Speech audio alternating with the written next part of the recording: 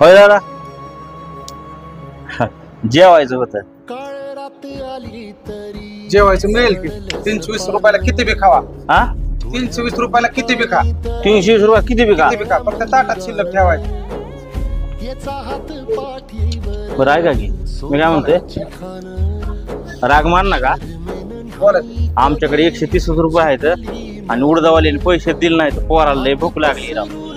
गाडी खर्चाला पैसा नव्हता आम्हाला. 130 रुपयामध्ये काय येतंय तेवढं द्या. पोळा पुरतं दिलं तरी लय होईल राव. लय भूक लागली द्या. हे जा बाबा, सकाळी सकाळी अगरबत्तीचा टायमिंग आहे तुझं. कुठे इथं चालू झालं लगेच. जा.